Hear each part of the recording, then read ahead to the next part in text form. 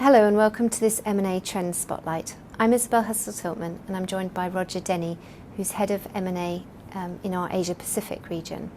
Roger's going to be telling us about how the Asia market is faring currently.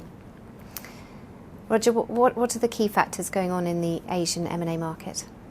Well, generally the levels of activity for the last couple of years have been relatively stable, but well off the boom times pre the global financial crisis. Asian companies are in a strong position to buy other businesses, and their main focus in terms of acquisitions is within the Asia Pacific region.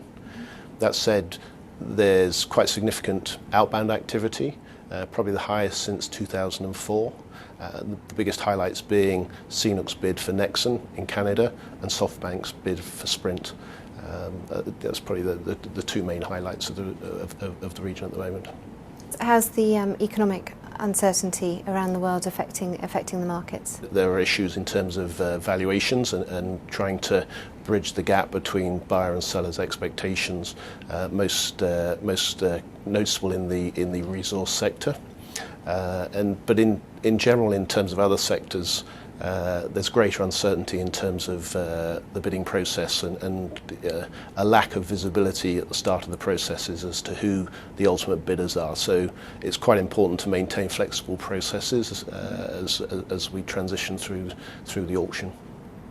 And how do you see things developing towards the end of this year or into next year?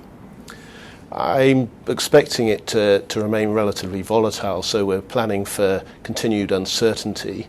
That there are some sectors where we can see more activity, so consumer goods and retail, financial services, especially insurance, healthcare and private equity are likely to be active. The two big economies of China and India are the areas that have got the greatest focus, but Southeast Asia has been a real hotspot in the past year or two, and we're expecting that to continue, particularly in countries like Indonesia, Thailand and Malaysia.